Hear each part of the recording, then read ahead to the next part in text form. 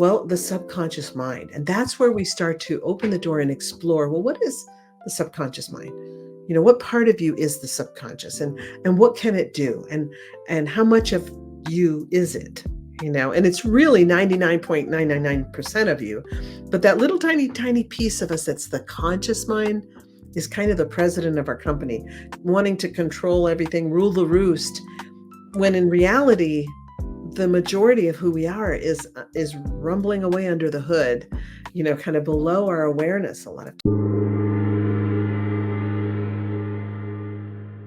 Welcome to the Consciousness of the Way. I am your humble servant and Sifu, Taoist Master San Qing, and I want to welcome to the podcast today an incredible representation of a conscious seeker, a conscious collective, a world-renowned remote viewer and teacher for well over 24 years. I want to welcome to the podcast Lambert Williams. How are you, my dear friend? Oh, thank you so much for having me, son. This is wonderful. I'm happy to be here with you. And I am grateful that you accepted my invitation. And I really look forward to having this conversation today. So if you could just share with the audience just a little abbreviated version of how you got to this present moment. Oh gosh, it's been a long journey. In 2 days, I'm celebrating my 67th birthday. And so it's been a very long journey for me. But it's been wonderful. Thank you. Yeah, we all deserve congratulations for making it as far as we have, don't we? So yeah, I was born in Washington State, and my father was a professor.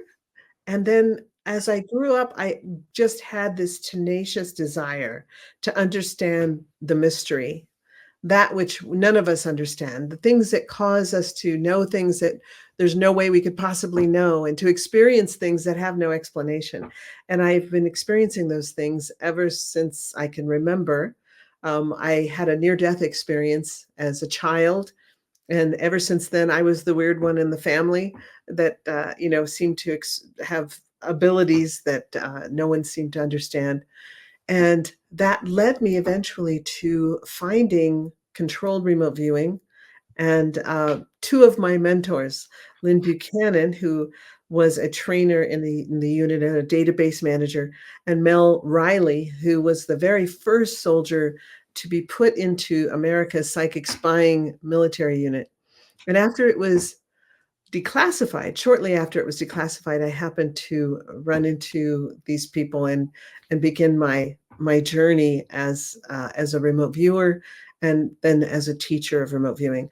And it was one of those things that when I ran into it, it was like, this is what I've been seeking. This answers a lot of my questions. And I just knew right away that this was what I was meant to do. So my life took a right-hand turn at that point, and I've been blessed ever since with thousands of students and who have blessed my life incredibly. The most amazing people are drawn to take this and to study with me. So I'm very, very grateful for that. Yes, it's such an interesting category. Over the last 30 years, I've personally witnessed the evolution of spiritual awareness. And, 30 years ago, someone came to me that potentially had a psychotic episode that was looking to relieve themselves of their state of unknowing. Today would wake up one day and tell themselves they're channeling the Palladians, open a YouTube channel and get 100,000 followers. Things have changed dramatically over the course of time. And I'm really curious to hear more about your methodology in this very insight, this sensory perception of how you build the building blocks, how you acquired this incredible skill, and how it came from an intuitive knowing to a mastered, repeatable experience. Yeah, so many people now are experiencing things they don't have any explanation for, sudden knowings, which we call claircognizance. Just this, or they'll have visions, or they'll have dreams, or whatever, and yet they don't have any control over those things. They just are spontaneous. They happen when they want to happen. And so I often wonder, if you could control that, if you were able to do it on demand, how would that change your life? How would that change your relationships? How would that change your career? How would that change your financial state? Whatever, when you think about it that way, if you actually had control over these things, much like a martial art. And controlled remote viewing is very much a mental martial art. It's where you're taking these spontaneous things that just happen when they want to, and you're actually learning to kind of have your finger on the dial and to be able to access information. Let's just say from the great big cosmic database in the sky, to be able to actually access information as you need it, when you need it. And I found that to be really fascinating. And it's a discipline. But the word discipline actually comes from disciple, and it actually means to learn. So, discipline, we often think of discipline as a grind that we have to force ourselves to do. But in reality, discipline is just a wanting to learn and putting ourselves out there to learn all the time. So, I found this and I found it to be so fascinating and I wanted to learn it. And I am the mother of 9 children. I gave birth to 7 of those 9 children. We have 22 grandkids and a 3-year-old great-grandchild. Congratulations. Yeah, yeah, very prolific. It took us a Yeah. while to figure out what was causing it, but anyway, so now we have these wonderful we have this wonderful extended family, and, so I was very busy. I was also the director of a refugee resettlement program. And so I had a 24/7 job. I was writing grants and resettling refugees and I had a staff that, were from all over the world. And so I was about as busy as a person could be between being a mom of all these kids and then having all these other things going on. And I really yet I was so driven to learn and discipline myself to be able to do controlled remote viewing that I literally would drive 6 hours every other weekend. I would drive 6 hours to Lynn Buchanan's house and take a class and then drive 6 hours home at the end of the weekend just so that I could learn this. And every day I would be practicing. I'd be going for my walks to try to get in my exercise, and I'd have a clipboard and I'd be writing on paper and trying to do a remote viewing session while on a walk, for example, or going to the park and watching the kids, or in the airport or on an airplane or anywhere I could. I was just constantly trying to practice every moment that I had a spare time, a little shred of time, even in the dentist's office, waiting in the waiting room. And so I found that as you really dedicate yourself to any kind of discipline, any kind of martial art, you go deeper and deeper and you open up more and more. And as you do that, you start experiencing things at a much more profound level. So as I was practicing and practicing, and I would be doing a session, for example, working on a kidnapping or working on the how did this plane crash happen? And I would be completely blind to the target. Like, for example, a plane crash would be described as an event. The target's an event, describe the event, and that would be the only information I was given. I would be asked how to describe and draw a type of technology. So the target's a technology, describe the target, and I would work on that and not having any clue what it was. And then before I knew it, I would be experiencing things that I was like, "Well, what was that? What just happened?" Eventually, I got started getting hired to view things like things that people assumed were UFO type related things. For example, I was asked to view the Kinross incident, which was an incident that happened in the 1950s over the Great Lakes off the coast of Wisconsin, in which the Air Force saw a blip on a radar and didn't know what it was, and they scrambled a fighter jet to go intercept it. And they could watch on the radar as the fighter jet, connected with this thing, whatever it was, and then blip, they both disappeared. So I was asked to remote view that, and that's actually how I became really good friends with Mel Riley. I had met him before, but he was also another remote viewer on that same project.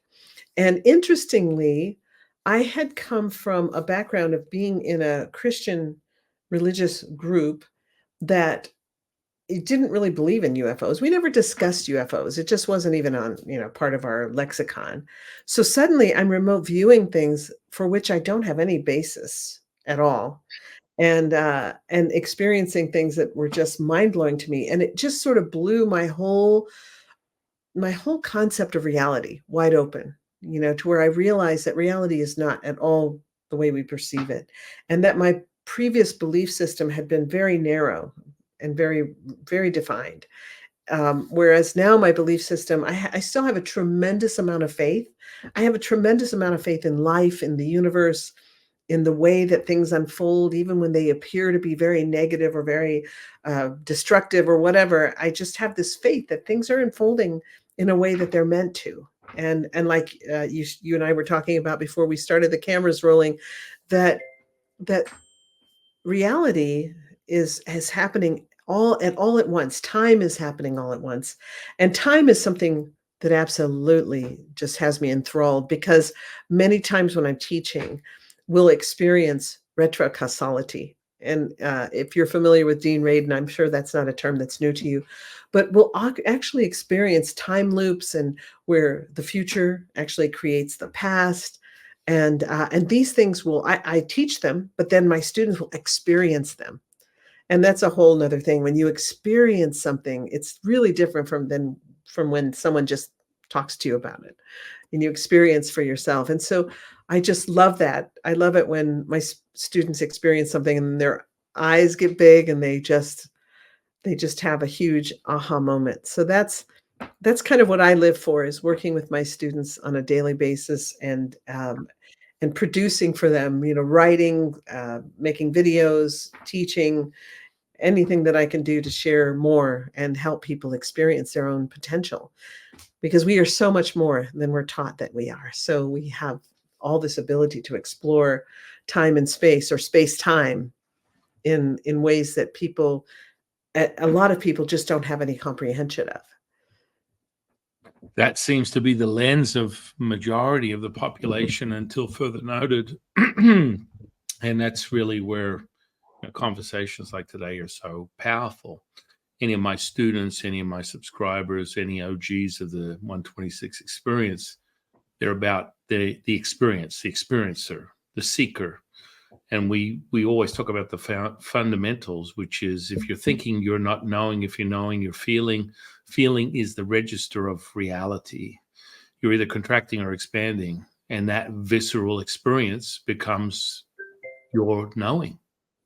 And so if you can attune other senses, and people are like, oh my goodness, well, how many senses are there, Jeffu? Well, you start with 5. And if you can speak the word that I'm saying right now in your mind, say it, see it, and feel it, there's 8. There's 3 more. That makes 8. Let's keep going. Let's just keep layering it on, What about because the sense of ambiance?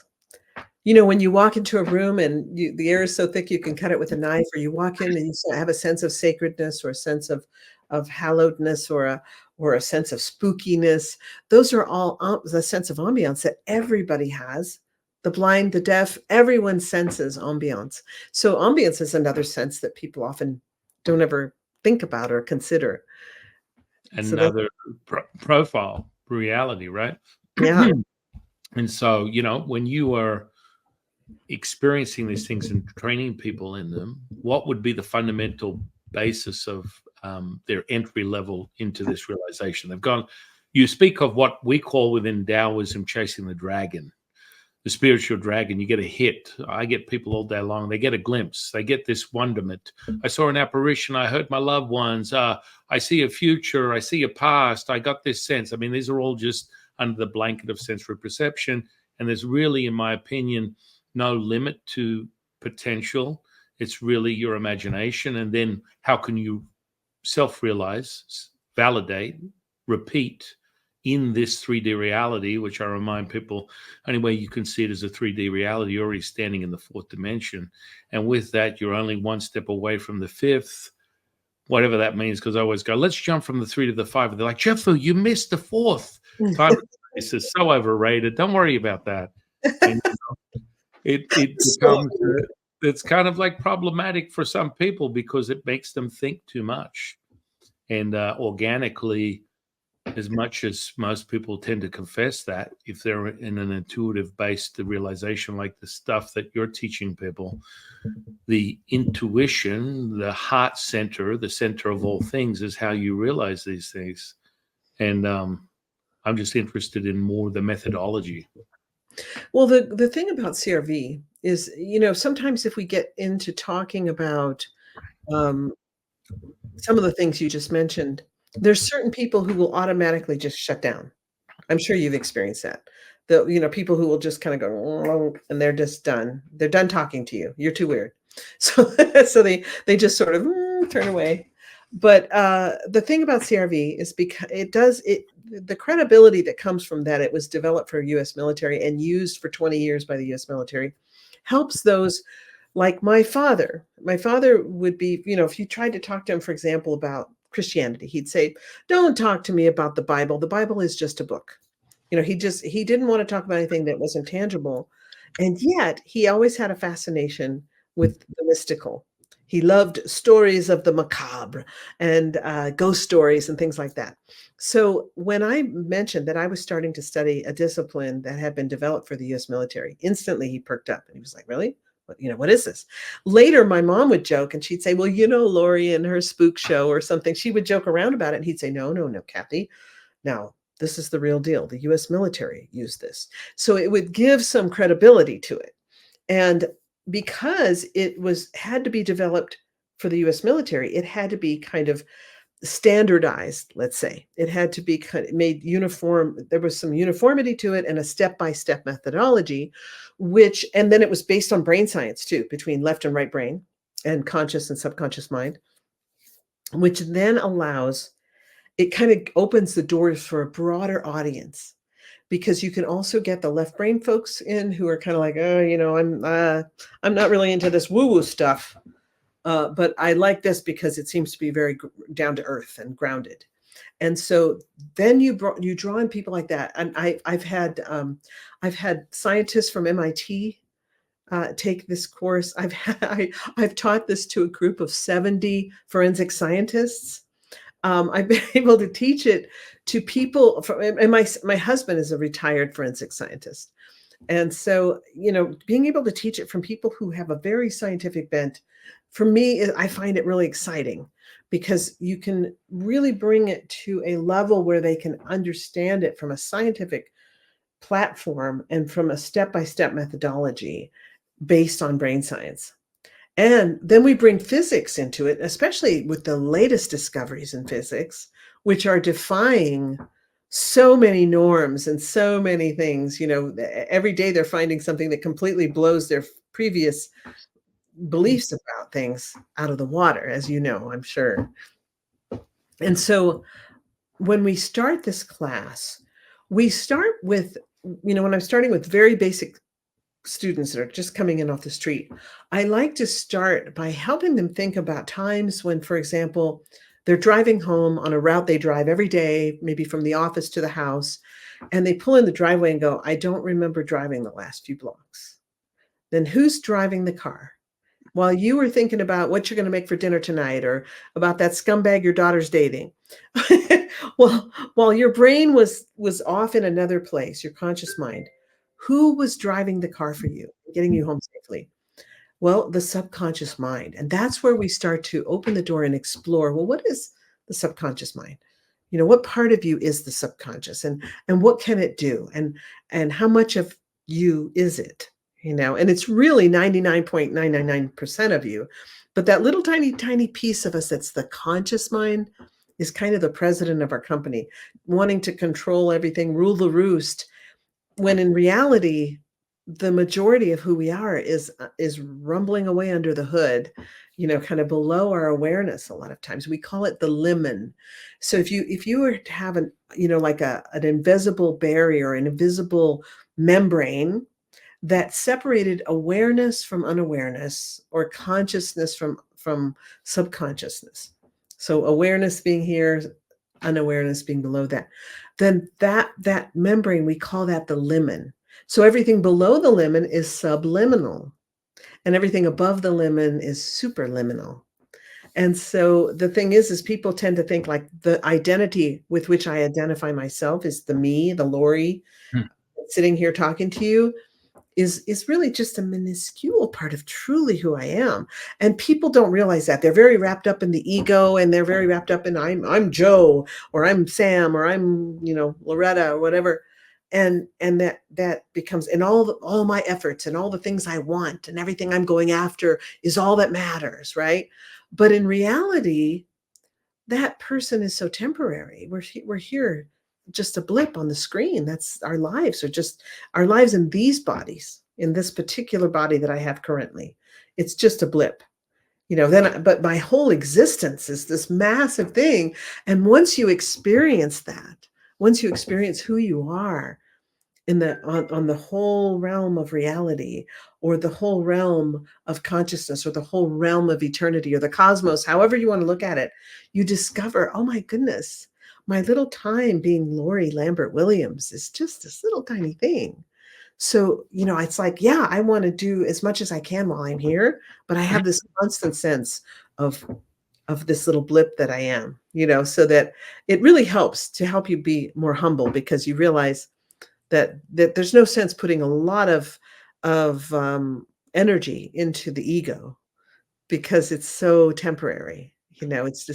It's so temporary. And if you happen to be able to have the benefit of meeting your higher self, the true you, then it's just, that's such a mind-blowing experience. And so when I'm teaching people the wax on, wax off part of a controlled remote viewing, which is like learning to play the piano. You have to learn the scales first, and kids hate that. I remember when I was 3, my parents took me to learn to tap dance, and they made me practice 15 minutes a day. And they felt like hours. I felt like that 15 minutes was eternity, and it was a torture. And I would spend the whole time just doing these little steps across, my little tap shoes, just bored out of my mind. But every discipline, it seems like, begins with something like that, some tedious act, wax on, wax off, or the scales on the piano. Well, remote viewing begins with a thing we call ideograms, and we create these symbols that symbolize bigger ideas. So, for example, you create a little quick symbol for water. It might be a wavy line. You create a symbol for land, maybe a straight line. But when we talk about water and we talk about land, we're not just talking about a thing. We're kind of talking about the concept of land. It could be wavy land, or sandy land, or marshy land, or vertical land. There's so many different types of land that we could be talking about. It could be man-made land, the floor under my feet. When we talk about water, are we talking about water like the ocean, a puddle? The wine in someone's glass, the sweat on someone's brow, vapor, clouds, snow, ice. What are we talking about when we talk about water? So we're talking about the concept of water. So we start out teaching 7 different symbols, and we don't give you the symbols. You come up with your own symbols, but we ask you to create 7 very simple, basic symbols for land, water, man-made, motion energy, space, air, natural, and what was the one I'm forgetting? Biological, anything that's living or has had life. So these 7 things are what we start with. That forms our foundation. And once you create these symbols and you learn how amazing ideograms are, you start out thinking, oh, why am I doing this? Why am I making these stupid symbols? And why do I practice them? Like the scales on the piano. Why am I practicing these symbols? Well, it's for that same concept of driving yourself home and going, how did I drive the last few blocks? You want to get those symbols down so well that they are completely subconscious. You could do it in your sleep. And then those symbols can take on nuances. So let's say I sat down and I wrote San Qing, and then I did a quick symbol that symbolized you, San Qing. Then I would have an ideogram that symbolized you as a person. I could touch that ideogram and get information from it that would help me to help you find out more about you and what you're going through right now, or a question that you have that you're trying to find the answer to. And it becomes really amazing. Ideograms become an amazing tool. A policeman could have a set of ideograms that he used for his daily work. Like, okay, you got a domestic violence call. Do I need backup? Is there going to be danger? So he does a quick symbol, maybe even with his finger in the palm of his hand, and he goes, "Oh, that's my symbol for weapon. There's weapons involved. I better get backup." Or danger. Maybe he has an ideogram for danger. So can you see how this could work?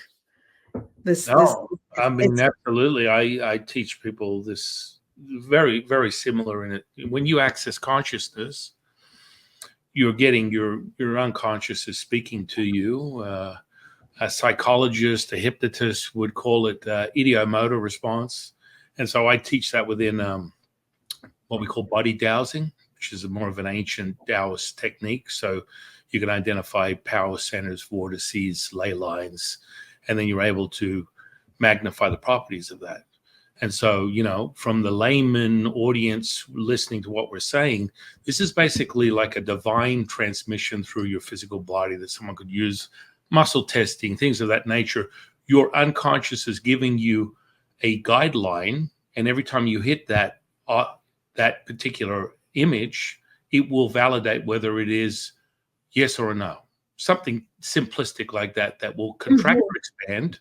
You'll yes. have a visceral experience that will validate what that is. Now, my famous one that I love to use is I'll take someone, because I'm down in Nevada or in Las Vegas, take them down to the MGM Grand. And I'll go, here's this quarter. I want you to take a quarter and put it anywhere in a 5,000 room hotel. Come back. And now I'm going to find the quarter using you because it's already in your mind. And I'm reading the idiomotor response without touching you. Most people will hold the person's hand to feel the resistance or the flow. And I'll go right back to the quarter. This is another form of this expression. And it's really powerful because people go, how did you do this? This is just your transmission. This is who you are. And it's happening all day, every day. It's just like I'm bringing your attention to it. Is that similar to what you're speaking of? It can be, except that with what we do, yeah. It's interesting because you talked about like finding the quarter. We teach one thing in one of our more advanced classes where, for example, if I were to hide something in a cornfield, let's say I had a little jewelry box and I hid it in the middle of a cornfield somewhere, then you could use your body, like body dowsing, to say, okay, I want to feel the ambiance of where the jewelry box is so I can find it in this cornfield. So let me feel it kind of drawing me to it. And then you take a few steps in that direction, and then you go, okay, now where is it in relation to me? You take a few more steps. Okay, now where is it in relation to me? And you can then walk straight to it in the middle of a cornfield because that sounds very similar to what I teach people. I just use them as the guiding fork because it's in their mind. It's already present. It's like the answer's already there. You just follow. But what if you didn't have the person? What if the person if I didn't have the person? I do that all the time. Right now, you've got 7 vortices just in that space alone that we could go and hit on right now. I mean, that information is present. You don't necessarily need someone to like be present, but I use that as like a holy crap. You're reading my mind. Well, kind of. I mean, we can force ideas, but then mind reading or clairvoyance is like what I call psychic black op drive-by readings. So I like to do that. I just give people we have a quick way of deciphering someone's energetic potential, mental, emotional, and physical. And you read their aura, and then they freak out and go, you don't know me. How the hell do you know anything about me? I'm just reading the energy centers. Yeah. So in Taoism, it's an emotion of virtue play and what's excess or deficient. And I just read the information from the top of from what I see. And people are like, how do you know anything about me? And it always ends that way. Well, interestingly, when we talk about remote viewing, if we use the term remote viewing is a term like martial arts because it's very broad. And it could, if I were to say, San Qing, I am a 10th degree black belt in martial arts, your first question would be what type of martial art, probably, like, are you talking about karate or taekwondo or, which one are you talking about? Jiu-jitsu. And so it's the same thing. Remote viewing, there are many different types of remote viewing. And the type I was just discussing with the ideograms is called controlled remote viewing, which is kind of like the drawer organizer for your kitchen. When you have that drawer that's full of, little half-used tubes of instant glue or whatever, and little rubber bands and paper clips, you need a drawer organizer so you don't just have a mess in there, and you kind of organize it, and it becomes like a drawer organizer for your brain, where you're literally writing things down in a structured way on a piece of paper, a stack of papers, and you're writing things down in a certain way to kind of organize your thoughts. And so I could have an idea in mind of a target I want you to remote view. I want you to remote view the journey that Joe Blow took in 1987 when he explored XYZ. And I want you to remote view that, but I don't tell you. I just tell you maybe the target's a journey, describe the target.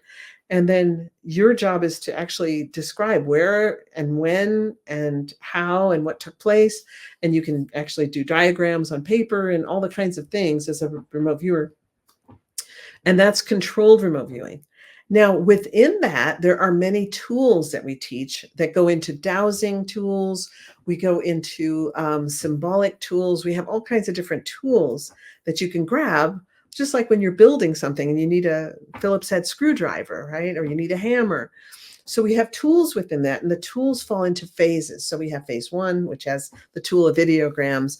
We have phase 2, which is sensory and dimensional descriptors. We have phase 3, which is a sketching phase, and you're using sketching as a tool.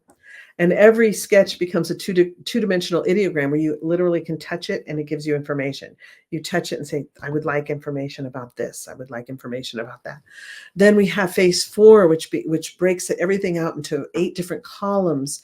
And by touching the headings of those columns, you can get information. And one of those columns is kind of a mind reading tool where you can touch the head of this column and you can actually step into someone's subconscious and get information that way. And then we have the phase 5 tool, which is a tool that helps you break out when your conscious mind wants to try so hard to identify what's going on and gives you nouns. Then this kind of helps you break out the nouns, like what's behind this noun? What does the noun symbolize? And this gives you a number of tools to break that out. And then we have the 6th phase, which is a whole toolbox full of physical tools, very much like what you were just mentioning with the muscle testing and those types of tools. We have a bunch of physical tools for determining how tall was the guy that robbed the 7-Eleven. For example, we helped an archaeologist who was trying to find artifacts in a 200 square mile area of ocean. And this guy had spent 40 years searching for these artifacts because he believed they were there and that they would prove that there was a pre-Adamic civilization that had once existed prior to the water being there. So he enlisted our help. We had 14 remote viewers working on this with monitors and report writers and analysts and different people all forming a big team. And we were able to give him GPS coordinates. And he was with a description and a full report. We actually gave him 2 big, thick reports with diagrams, and we'll tell him what he would find and everything. And he was able to take a boat, divers, and equipment out there to that GPS coordinate, and he found the artifacts he'd spent 40 years searching for. So this is all controlled remote viewing. But then we also have things called extended remote viewing, which is done in a hypnagogic state with a hypnotist helping to guide, kind of acting as a monitor to guide the remote viewer to the target and have the remote viewer kind of take the remote viewer through various levels of consciousness to explore the target in various levels of consciousness. And that's called extended remote viewing. And then there's associative remote viewing. And associative remote viewing is a ton of little techniques that you can use for very quick answers. Yes or no, buy or sell, go or stay, those type of binary type questions. And you're using your body as the link to get the answer to these questions very quickly. And so I teach all of these courses, as different types of tools. And it's really great because you can also use ARV and ERV within the CRV structure. So CRV is the basket that holds all of these things. We call it kind of the granddaddy of all the remote viewing. So this is something that, maybe your listeners will find this interesting as all the different ways we can explore. It sounds like too exactly what you do, in the sense that you have a plethora of things that you teach within this Taoist uh, teaching. As far as clairvoyance and mediumship and all these different things. And believe it or not, I think that all of the mystery is contained, yet there are so many different ways we can explore it. And I like to say that I feel like we're all leaves on the trees of the forest of consciousness, so we're all connected. And that's why all these things work. That's why we can get this information, because we're not truly captive within these sacks of flesh right here. We're really these very ethereal and expansive beings that can get information from anywhere in all of time and space, anytime we want to. Amen to that. Absolutely, 100%. It's very refreshing hearing you sort of break these things down. You could sort of process these in different types of ways, from a hypnotist, psychologist sort of mindset, using neurology and the fundamentals of that, but idiomotor and then psychic abilities, other things of that nature are basically dowsing tools, muscle testing, Ouija boards, tarot cards, however you want to put it.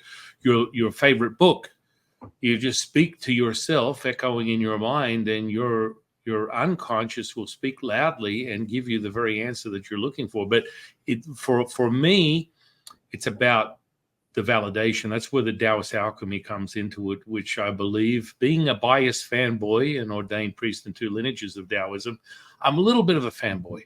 I still have yet to find an alchemy processes anywhere near the Taoist alchemy. And, I like delving into Rosicrucian practices, but they still don't have it down the way we got it. So that energetic potential is critical to the answer to all these things, including the very discoveries that you're speaking of, is that potential and the fortified substance that will validate what is true to you. And then you create that language and relationship with you create the dialogue with ultimately the monologue that gives you the answer. From a Taoist, that's the mother, the Tao, direct source. We have a 9-stage processes: physical body, energetic body, spiritual body, sun body, earth body, moon body, oneness body, ultimate body, and being one with all things, which is the highest divination, which is direct source channeling. I kind of been doing that probably 30 years or so. I started channeling my teacher Latsu 30 years ago. My natural born teacher had a stroke over that one. Look, I just remembered who I was early in the game. What can I say? And you get there and you feel it. You feel it. Like I need the audience to understand how profound the information that Laurie is sharing with us right now today, because it gives you a method. I'm a method guy. And that's why Taoism alchemy is so powerful, because there's methods of cultivation, and it's validation repeatable. It has to be repeatable. And so when you start to build that substance, then it becomes repeatable. So you can merge the electromagnetic spectrum and create, something that is a substance beyond this 3D reality. We call it life force, Tao. Mm-hmm. Yeah, and that's one of the things too that we try to really encourage, is that we don't want people to fall into self-deception. So it's really important that things are able to be validated. And we even have a database, so students can enter their information into the database and they can find out what their strengths and weaknesses are. And through that, then we can add more credibility to any answer that you get. So for example, if I have a photograph of a red car that I put in an envelope and I say, San Qing, could you describe what I have in my envelope? And you say, well, I think it's something red, smooth, and shiny. Now your conscious mind might jump to apple. I think it's an apple. And then I pull it out and it's a red car. And you go, oh, okay. So the conscious mind wants to label everything. So CRV teaches us to watch out for those labels, because the labels often get us into trouble. But as long as we stick to describing something rather than identifying it, and that's one of our mantras: describe, don't identify, it helps you move away from so many labels that we automatically jump to in life. We want to judge people and label them. That guy's a jerk. So we kind of fall into these things. But CRV quickly teaches you about your labels and your own prejudices. For example, one of the examples I use when I'm teaching my students is think about the word criminal.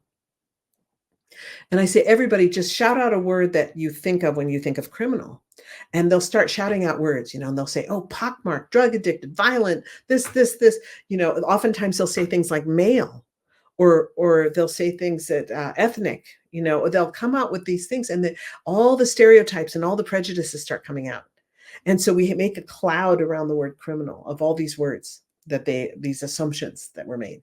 And then I say, but what if in this case, the criminal's the little old lady, the most trusted employee. She's worked for the company for 50 years and she's been embezzling, and then if you were to have given all this information to the police in their attempt to try to find the criminal, you would have sent them off on a wild goose chase. And so what we try to do is we try to eliminate all that pollution. And if you were a remote viewer and I needed you to describe a criminal for me, excuse me, I would, instead of saying, hey, I got a criminal, I need you to describe it, I might say, the target is a person. Describe the target. And that way it kind of takes away all that pollution. And a person could be anybody. I could even say the target's biological and not even narrow it down to a human, just to see what you could come up with. And it's amazing. They still do not understand the mechanism. And in all the 20 years of all the data that they gathered with the U.S. military, they never understood what is it that causes the subconscious mind of the viewer to go to the intended target when there's no information given to the viewer at all. How does the subconscious mind know to go right to that very specific thing that the tasker, we call the person who needs information the tasker seeking, so maybe it's the thing with the quarter, where the tasker knows what the tasker needs to find out, and maybe you're tapping into the tasker's need for information. Yeah, I mean, they could always ask a well-rounded Taoist, and we'll give you insight that's thousands of years old. I mean, we just call them incantations. We call them spirit projection. We have a deeper understanding of magical, mystical processes and rituals that evoke that very evident experience. So, you don't go into the processes of thinking. It's just the now. And so when you create that, when you're looking at information, that incantation will evoke a response, a visceral response. Yeah. That's really fascinating. It's amazing too, because I do a lot of podcasts. I go on a lot of podcasts, and there are so many different schools of mysticism, in a way, if you want to call it mysticism, and they all spring from the same tree in the same roots. It seems to me, Well, yeah. I mean, it could be cut from the same cloth, as we call it. Perfection, the mother, and then this is the dukkha, the distortion of that reality is your intention, more referencing, a quantum model of understanding, a new age language that's a couple of 100 years old that validates your very experience by saying it's entangled. We're all one. This is a symbiotic sort of oscillating experience that creates reality if you accept quantum physics, or perhaps Newtonian physics, or however you perceive reality. It has to be validated by you. So your truth is the only truth you need to be concerned with. That's where most people freak out when I say that. It's like, oh no, hang on, someone could be delusional, and they're saying things and thinking things that are, well, it all comes from evidence-based stuff. I mean, you either have it or you don't. You show it or you don't. Mm-hmm. You're sitting there like, an old school practices that's more common that you're familiar with is when we imprint things, we just read it. So you take an object, take anything. This would be called psychiatry, or sorry, oh my goodness, how do I put it? Psychometry. when Oh, I you love measure that, right? So, I mean, all you're doing is grabbing, from a Taoist perspective, you grab an object, or you even just think of it and it'll give you the information.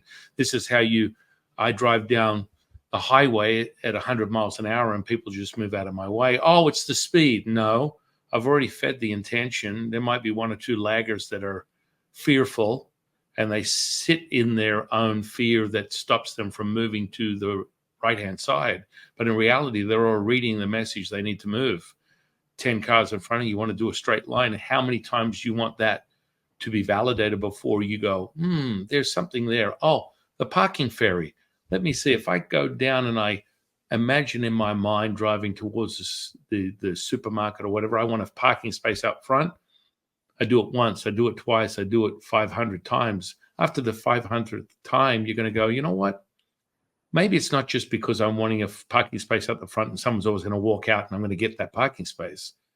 I'm repeating it over and over again, which validates the very experience.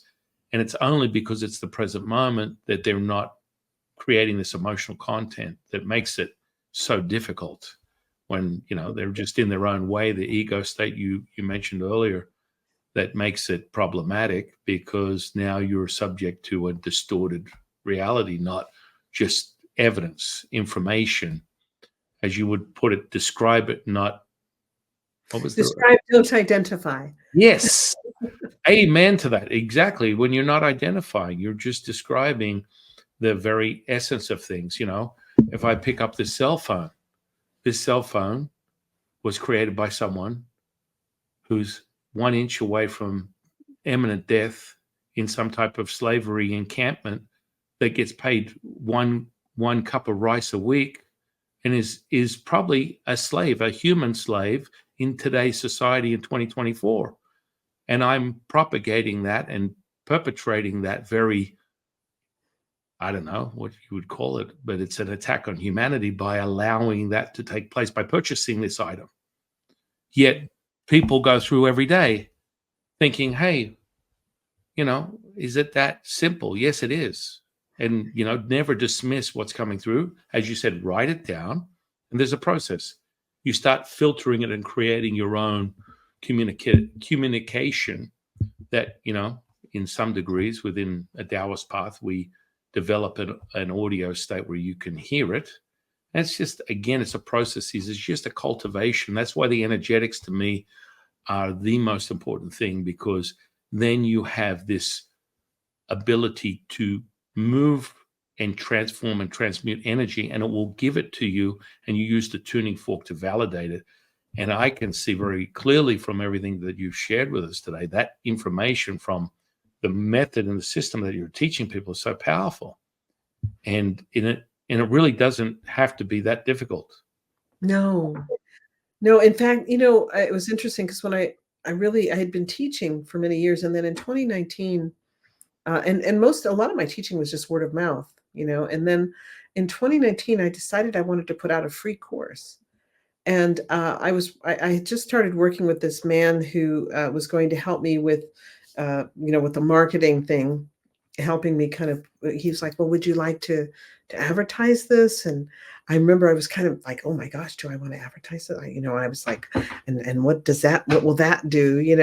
And so I said, "Well, I want to create this free course."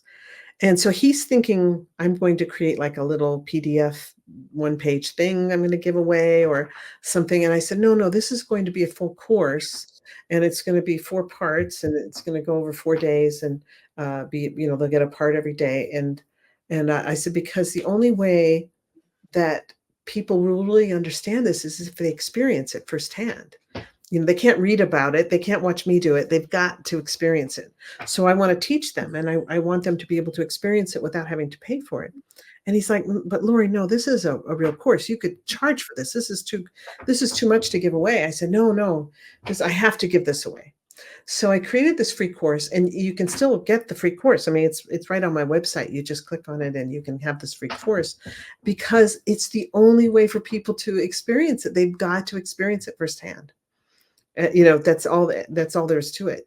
If I just tell you about it and say, "Hey, would you like to take a course from me because I teach this thing?" You might say, "Oh, no, that's okay, thanks." But if I say it's free, and all it will cost you is your time. And then you go, well, okay, maybe I'll try it. And then when they try it, it busts paradigms. It's a paradigm buster. I had a really dear friend of mine who is a psychiatrist, and he and I went to high school together, and we're good friends. And this is actually kind of an interesting story for your audience, because I had been wanting to go up the East Coast and see the changes of color. We were living in Amarillo, Texas, and I kept telling my husband, one of these years we need to go up the East Coast in October and just see all the beautiful colors on the East Coast and visit Greg in Massachusetts. And so one January morning, I was heading out the door to go to my office, which was less than a mile away. And I suddenly looked at Jim, my husband, and said, "Oh, this is the year. This is the year that we're going to go up the East Coast." It was 2011. I said, "This is the year we're going to go up the East Coast, and we're going to visit Greg, and we're going to see all the fall colors." And Jim said, "But sweetie, how are we going to afford that?" And I said, "Oh, we're going to get a class." And so I get to my office. Literally, I was at my office in 3 minutes because it was less than a mile away. I walk in the door and the phone's ringing. I pick up the phone. This woman says, "Hi, my name's so and so, and I'm in Massachusetts. I have a spiritual center, and I was wondering if you would come up in October to teach a series of classes." So I call my husband back, like I've been gone like 10 minutes, and I said, "Okay, we have the class in Massachusetts, and it just so happens that it's only 20 minutes from Greg's house." So we're going to go up this, so he's like, "You're kind of scary." So that's what he always says to me. "You're kind of scary." But then what was interesting is when we taught the class, we ended up getting a whole bunch of classes on the East Coast. They just popped up. And so when I was teaching the class, Greg decided to take the class. He's a psychiatrist. He decided to take the class. And he had the most phenomenal experience when he was taking the class. And this is a very basic class, and the picture in the envelope, so to speak, was a train that was kind of an aerial photo of this train kind of winding through these mountains. So he starts out with the ideograms, and he says, "Well, there's this man-made, and it's going through this very beautiful natural setting." And he goes, and he's kind of got this look on his face. He goes, "It's kind of going like this through the," and he's really experiencing it viscerally, like as if he's the train, right? And he's going, "It's going like this." And I said, and then later, after he's done, we're driving back to his house, and he goes, "I have to convince myself that that didn't just happen." He totally described the target beautifully, and he goes, "But I have to convince myself because I'm not ready for my paradigm of reality to change." He just said, "I'm just not ready for that." Interestingly, too, I had the CEO of Sony come and take my course, and this was a person from Australia. He had started his own Sony-like company years before, and then Sony came in and made him an offer he couldn't refuse, and then made him the CEO of Sony for that half of the world, for that hemisphere. And he had had a near-death experience that really jarred him and really shook the foundations of his belief system. So he then found CRV and decided he wanted to take CRV. So he flew to Amarillo to take it from me. And so we were talking, and he was just this really down-to-earth guy. It was really funny. And so he's sitting there, and he's doing a target, and he has this experience of the target is a beautiful underwater photograph of a woman and a man, and they've got the tanks on their back and the masks on their face, and the water is this beautiful turquoise blue, and they're wearing very bright, beautiful bathing suits, and they've got their hands in the coral. There's coral. And I completely didn't notice that underneath the picture it said, "Ignoring the signs about the delicate coral reef, poachers look for lobsters." So these two beautiful people were poachers looking for lobsters. So he's describing the water, the people, the coral. He's describing it all really beautifully. And then all of a sudden he goes, "But they have their hands in this organic stuff, and they're hurting it. They're hurting the organic." And then he started crying. He said, "They're hurting the organic." And it made him really emotional. So we stopped the session, and he pulls out the picture, and he goes, "First of all, I don't remember the last time I cried. I never cry." And then he said, and I don't really care about the coral reef. And I said, "Well, we're all leaves on the trees in the forest of consciousness." And the coral reef around Australia is a huge controversy, especially right then in that year. And I said, "So you do care about the coral reef, obviously, you know, and he was so amazed that he had experienced this and that it affected him so deeply. You know, so we don't realize how interconnected we are to all that is, whether it's the coral reef or, you know, whatever it might be. We are really connected to everything, and that's why we have to make sure we don't hurt other people or we don't hurt things, because when we hurt things, we hurt ourselves. Essentially, we're hurting ourselves and it affects us, you know. So one of the messages that is constantly coming up as I'm teaching is this message of love and what a power love is. What an amazing, powerful thing, and how we can change the world through love.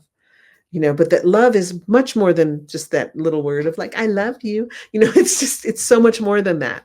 And that's why, you know, even in the scriptures, it says God is love, right? But when you think about what that truly means, that God is love and love is God, it becomes a multi-layered, multifaceted, very powerful statement. You know, so I love teaching about that when I'm in teaching in my classes. I get really excited and very enthusiastic teaching because, and I've never lost my fascination for it. You know, my son will be like, aren't you getting kind of bored with CRV now? I'm like, no, not at all, because it's such a doorway to bring people into understanding how much more we all are, how much more they are. You know, when a person takes this course and suddenly expands their whole potential and starts reaching their potential, it's like, oh my gosh, I can't believe that I just did that, you know. Well, yeah, I mean, it's all attention, intention, attention. And what you do with that is wherever your attention goes, the energy flows.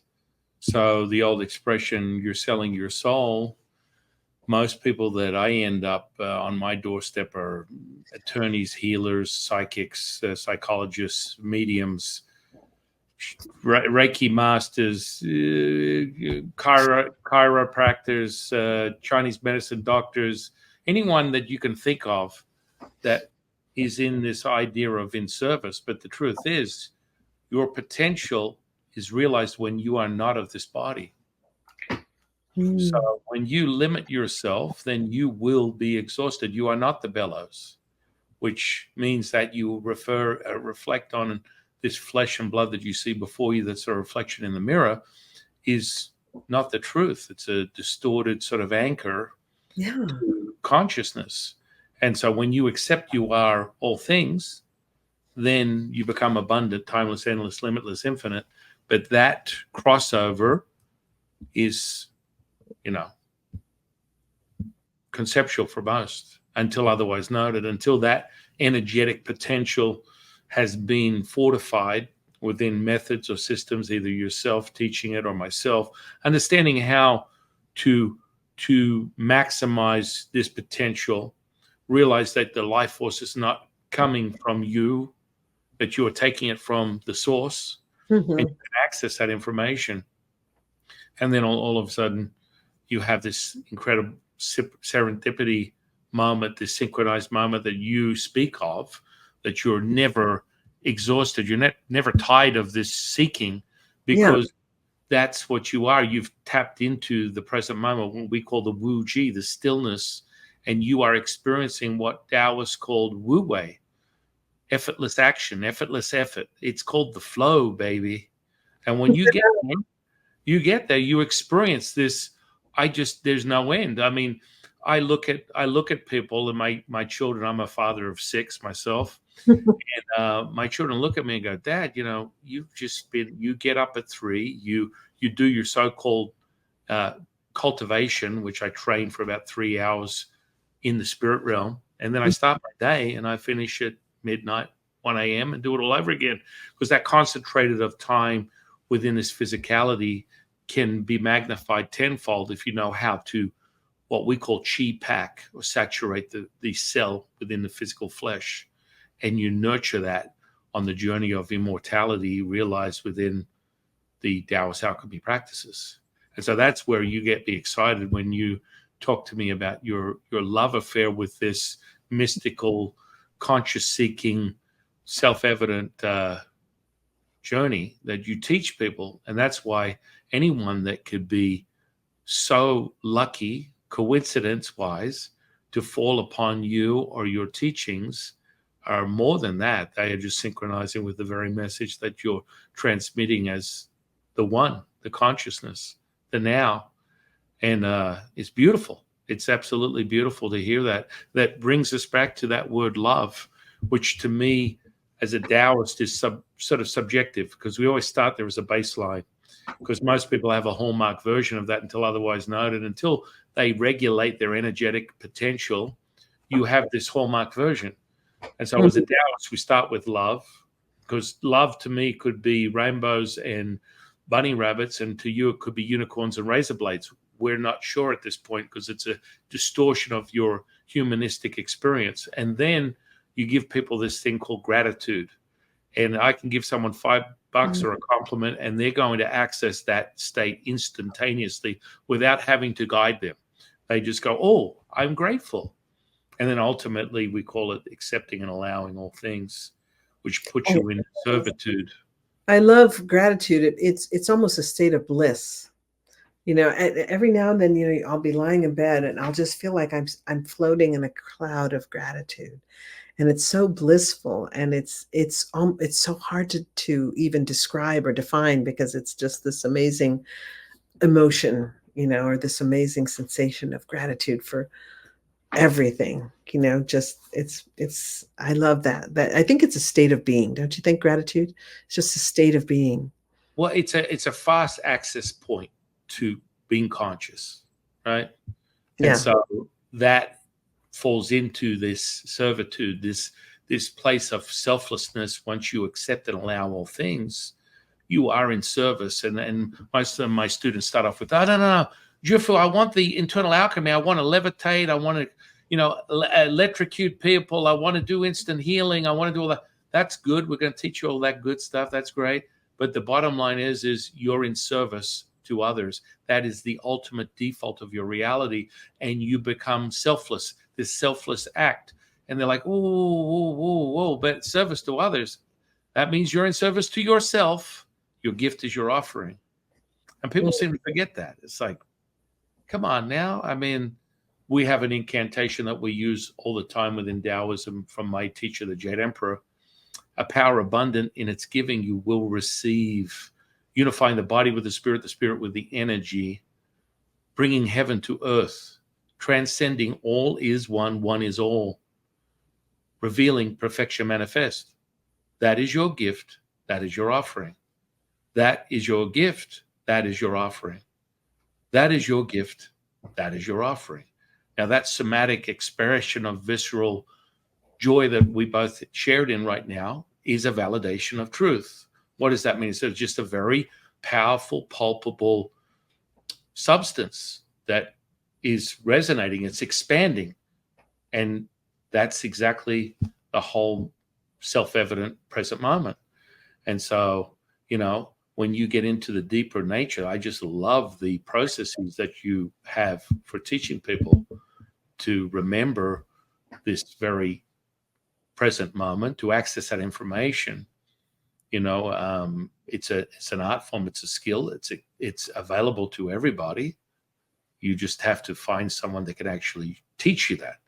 A lot of this stuff is, I've been in this space about 12 months in social media. I kind of came from a reclusive teacher to, up and down the peninsula, Silicon Valley, entertaining, CEOs of Fortune 500 companies, helping people, but thousands, not millions, which is the goal that I'm focusing on. And you stop and you ask yourself, what am I doing? And I'm sitting there reading upper management of a Fortune 500 company, and they're like, the CEO's like, why is this guy here? And then I'm asking the CFO about the two prior engagements of potential felonies where they were embezzling money in another company. And they're like, this is wrong. This is against policy. And I'm like, hey, listen, I'm just here giving people information. CEO's like, thank you very much. Now I ask myself, what am I doing? You stop and you go, this is not what I was here for.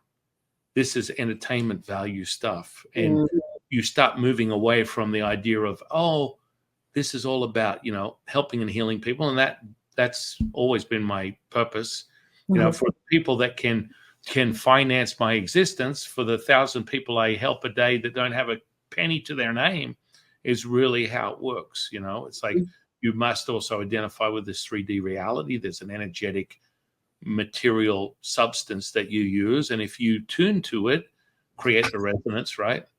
What is it? Everything is energy. Energy has a vibration. The vibration has a frequency. The frequency has a resonance. If you meet that and be able to hold that line, then it will be yours. Oh, yes, it will.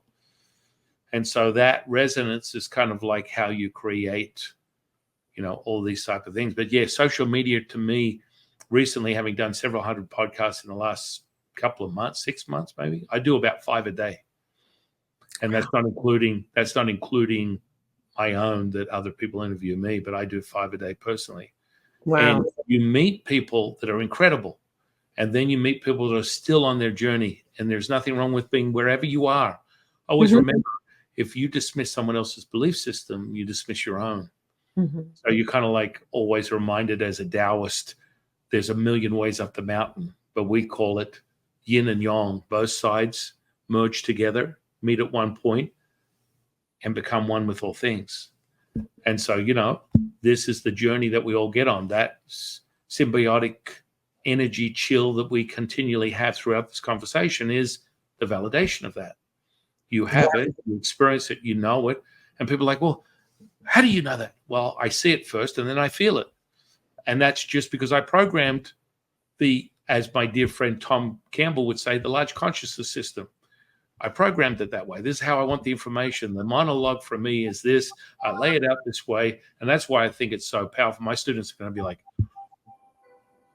Laurie's teachings are so incredible because they're method systems that are repeatable.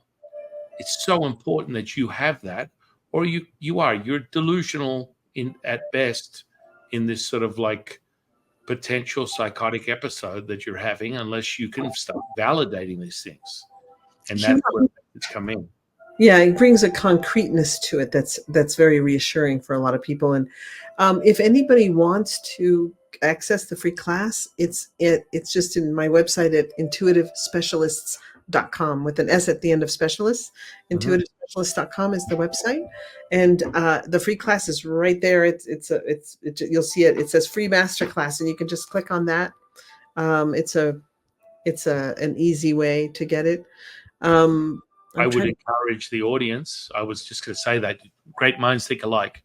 I want people to go out. I want my students, my subscribers, everyone to go out and seek Laurie's mastery. Go to a website or social media and sample this, because all my students, they love my interviews because it's sampling it right now. So they're like, oh man, I'm getting high off this very interaction because it's the present moment. And so the course that you have is how many weeks? No, it's actually it's about a total of 8 hours of teaching, but that's 4 hours of the actual class and then 4 hours of Q&A, and they can just go on there, and it's not a sales pitch either at all. You know, it's a true course, and they can just go on there, and what will happen is they'll sign up, and the next day, I think in the morning sometime, they'll get an email with a link, and they click on that link and they watch the video. And the next day they get an email with the link and they click on the link and they watch a video. And so that happens 4 days in a row.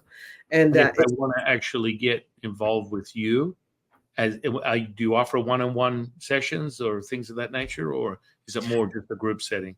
Well, I used to offer a lot of one-on-one stuff, and now that I've become more well-known, it's been more difficult to do one-on-one, just mainly because there's so many. I know how it feels. Yeah, so that's why. But I would love to collaborate, or get to know you better, and that's delightful to get to meet you, and fascinating to hear what you teach. It's interesting too, because this morning I went for a walk, and we live way up in the mountains of middle of nowhere, and I was on a walk this morning. And I just kind of randomly touched something on my phone and started playing something that was talking about yin and yang. And excuse me. So when you mentioned yin and yang, I was like, oh, that's a theme that's coming to me a lot today. Have you ever noticed how everything comes in themes, and You just, Yeah. you'll be hitting the same thing over and over because I guess the universe has something it wants to share with you. And Well, so, yeah, if you really listen, you get right to the center of it yeah, almost immediately. so It's true. really powerful. I really appreciate you taking the time out today and sharing it with myself and the Thank you, audience. Jean. I Very, appreciate very grateful. Very, very grateful. I'm so grateful to meet you. Again, one last question. What's your definition of consciousness? my definition of consciousness is all that is to me. I That's what love that's what consciousness is. It's all that is.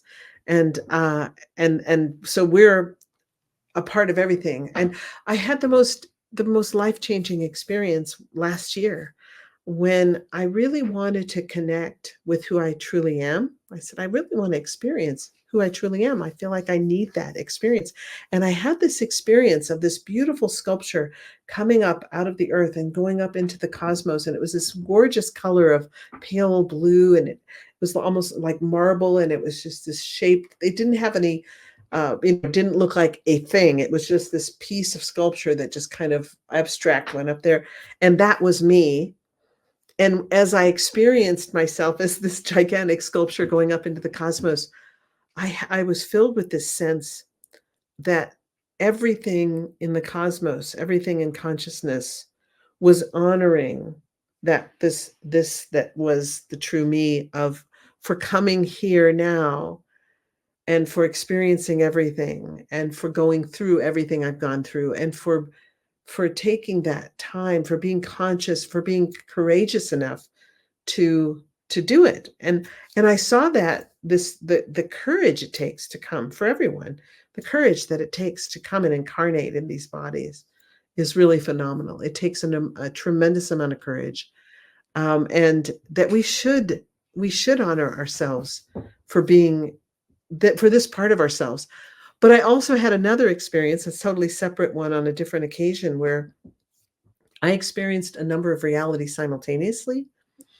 And it was almost like all these parallel universes, but I suddenly became aware of all of them all at once and was experiencing them equally at the same time. Now, this is the only time that's ever happened. I'm not schizophrenic, but I had this experience and it was so profound. And I realized that we are also not just like, I'm not just singularly me in this body at this moment, but because all of time and all of consciousness, this is all generating from your question of what is your definition of consciousness, is that it's all happening at once. And we are so multifaceted. I think when we really come into the awareness of what we truly are and who we truly are, a lot of people are just going to be so flabbergasted beyond belief because it's so outside of the norms of the paradigms that we've been taught. So that experience of experiencing all these different lifetimes. I have a property with earth ships on them. Earth ships, if you're familiar with earth ships, they're the homes that are off grid, completely self-sustaining. We call them garbage houses because inside the walls are used tires filled with earth that keep you warm in the winter and cool in the summer. And in one of the realities that I experienced during this period where I was suddenly, it was only about an hour where I experienced being in all these different realities at once. In one of them, earth ships had never been invented. In another one, I was still married to my ex-husband. And each reality had a different thing going on, but it was all a parallel reality. And there were like 5 or 6 of them at the same time. And I was just quite, and there were no drugs involved. I was doing my chores one morning and I suddenly realized I'm experiencing all these different realities at once. What is this? I So think you might have been a Taoist in a past life if you look closer. That's the fundamentals of Qigong. Internal power, or part of Nidan, internal alchemy, is accessing all things at once, multi. And so that's part of the training. So I think maybe you're a Taoist in the past life. You could tap into that. I don't know. that would be awesome. I would love that. And that's another thing too, is that we can tap into any time, any place, and just tap into and experience something. And that's something that I think people really need because it gives you a broader sense and a greater compassion for Mm. those that are very different from you. Yeah. I mean, it makes it easier for me with all my students. I just tap into their aura and just read where they're at. And then I give them instruction on what they need to do for the next coming days, depending upon where they're at in their own cultivation. It makes it very easy to operate that way because time is of the essence. Time is of the essence, especially now. Remind man mortality is real. Yes, and I like to tell people too that I feel that controlled remote viewing and the things you teach probably as well, it's really a survival skill that we need more now, right now, more than ever. Right now it's a very crucial time to be taking the time to learn these things. What do you feel? I had a lot of people at the beginning of this year. I had them banging down Latsu's door. I either normally transmit I remind people I don't know anything. I'm just as dumb as rocks. If anything comes out of my mouth, it's not from me. I know nothing. Yet, so most of the time when I do a transmission from Latsu, he'll give you deeper insight into whatever it is you want to know, and it'll be the now for the individual, for the collective, whatever. Anyway, so the beginning of the year, everyone's like, "Oh my goodness, 2024! It's fear, death, destruction, brimstone coming out of the sky, complete decimation." And he's quite cheeky. He just came out and was like, "Imagine you're like a grain of sand, asking the beach, 'What are we doing today?' Fall back into the beach and be realized." And I was like, "Oh, I don't even know where to go or start or end with that." And he kind of just basically said, this particular year, you're going to get hit by 9 times the frequency of the sun, more than in any time in human history. And that will transmute into a different amplitude within the Earth's plane and the magnetic frequency. So what happens with the magnetic amplitude right now is about a 7.83. What he's suggesting is a 40 to 60 hertz. That is gamma, baby.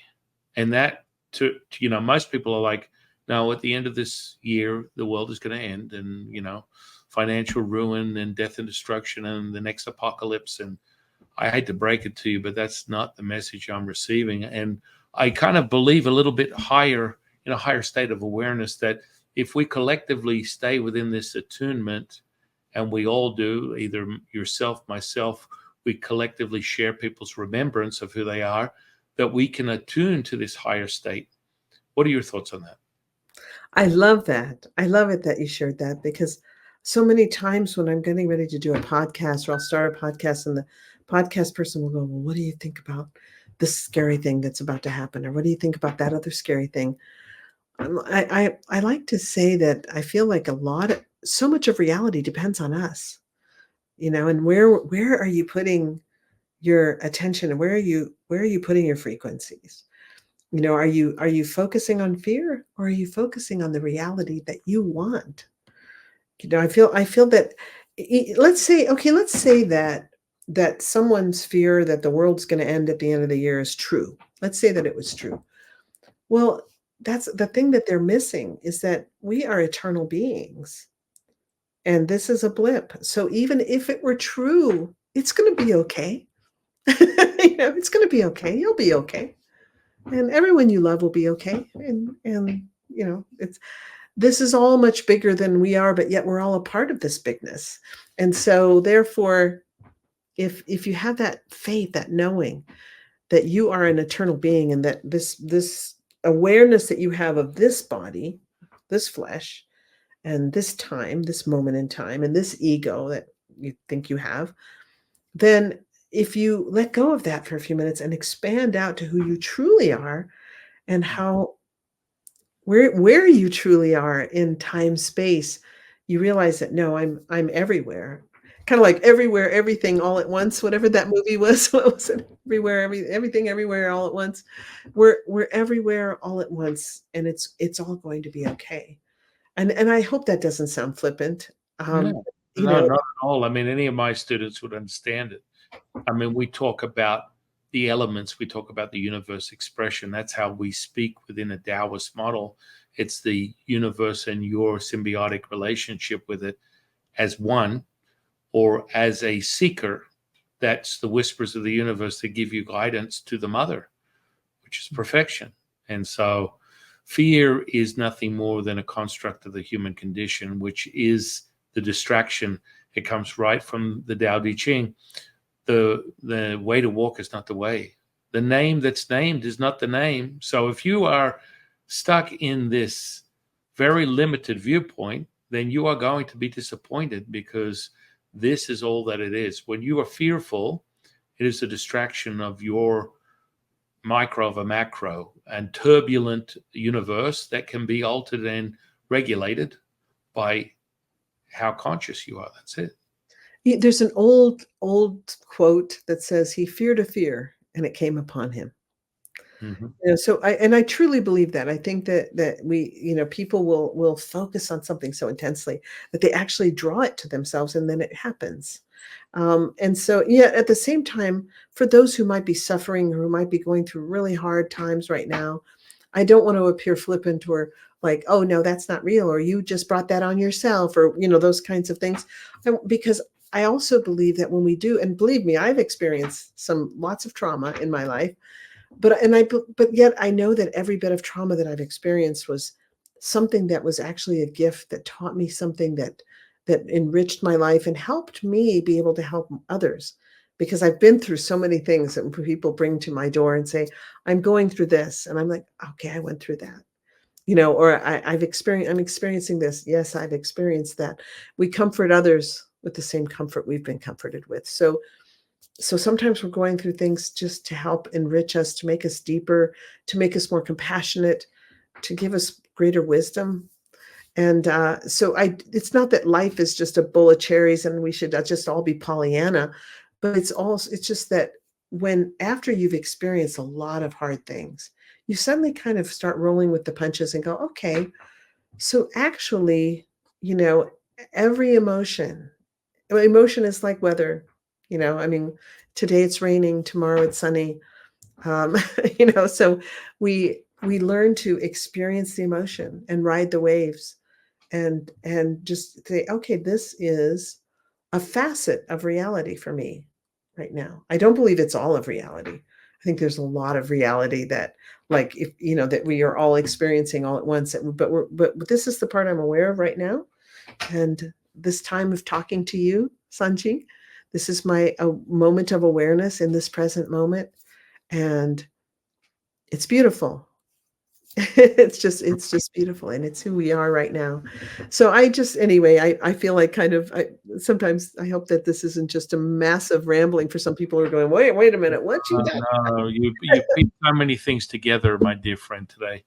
It really has been beautiful, a beautiful, beautiful experience. And I just am very grateful that you shared your time with me today. I want to thank you.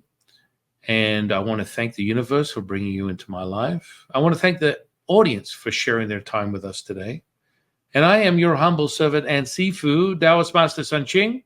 And I'll see you on the next one, guys.